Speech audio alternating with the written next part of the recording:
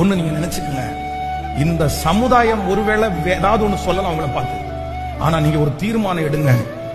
யார் வேணாலும் உங்களை ஒதுக்கட்டும், ஆனா உங்களை யார் ஒதுக்க கூடாது.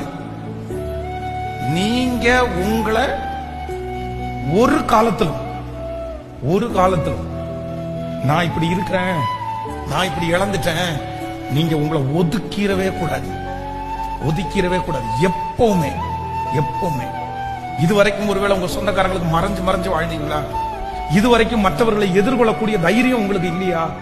இவங்க முன்னாடி இவ்வளவு ராஜாத்தி மாதிரி வாழ்ந்துட்டு இன்னைக்கு ஒண்ணும் இல்லாம போய் எல்லாத்தையும் இழந்துட்டு போய் நிக்கணுமா அப்படின்னு உங்களை ஒதுக்குறீங்களா? நீங்க எதுக்கு ஒதுக்குறீங்க? நீங்களே உங்களை ஒதுக்காதீங்க. நீங்களே உங்களை ஒண்ணும் இல்லைன்னு நினைக்காதீங்க. அந்த பிரச்சனைக்கு முன்னாடி, அந்த மனுஷனுக்கு முன்னாடி, அந்த குடும்பத்துக்கு முன்னாடி நீங்க பெருமையா போய் நிக்க வேண்டாம். ஆனா எப்படி நிக்கணும் அப்படின்னு சொன்னா, என் சர்வ வல்லவர் எனக்கு கசப்பை கட்டளை இட்டார், ஆனா ஒரு நாள் உங்க முன்னாடி ஆண்டவர் என்ன சாட்சியா கண்டிப்பா நிறுத்துவார். நான் என்ன ஒரு காலத்துல என்ன பண்ண மாட்டேன், நான் ஒதுக்க மாட்டேன்.